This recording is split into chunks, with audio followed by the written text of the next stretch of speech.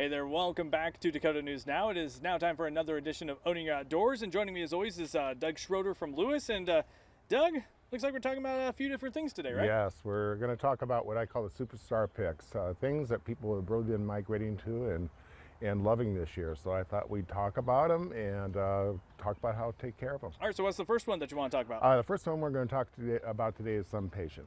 Now, Sunpatient is a unique plant because it will actually thrive in sun or shade. It will live in either. They're very easy to take care of. They're low maintenance, no deadheading, and they will actually be heat tolerant throughout the whole summer. Fertilizer needs are about 1/3 of the dose every 3 weeks, so very low fertilizer needs for this plant. What about watering? Is it just your normal finger test the dirt? Waters, they like moderate moisture. They don't like to be over wet. So this would be something good for basically anybody, especially like someone like me who lives in an apartment, doesn't usually get to take care of plants. Yes, it'd be a perfect plant. We don't bring these in till this time of the year. They don't like cold, so we wait till the middle of May, and then from here on through the summer, they love it. All right, what's number 2 on the list? Number 2 is Selenia begonia, and it is a wonderful plant. It's a proficient bloomer, just keeps blooming all summer long. Water needs, it likes moderate water. It doesn't like to be overly wet, but it does need a good amount of water. Fertilizing, I would recommend every 2 weeks and give full dose.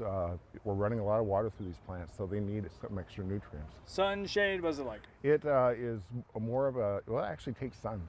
It's a begonia, and people look at it, oh, it has to be shade. Well, it'll go sun, it'll go part sun.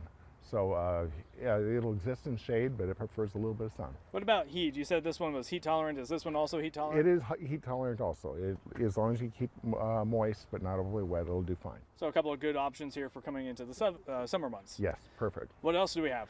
Another one that everybody's been loving is the Acapulco Impatient. Now this is a shade lover. It likes to be in the shade, does not like sun. So keep it in the shade if you have a yard that's shady. Is perfect plant. It does like a lot of water, and fertilizer every 2 weeks, full dose, and it'll be a very happy plant. So for all the ones you've mentioned so far, can they stay in the containers? Can they go in the ground? They can be used for either landscape or in container. I show them mostly in containers, but if you want to put them in your landscape, they're beautiful. All right, what else can we talk about? That would be about what I have today. There's a lot of other beautiful options, but this is pretty much what we've picked out as our 2023 Superstar Picks from Lewis. Some good options for everybody in all styles of living, right? You bet.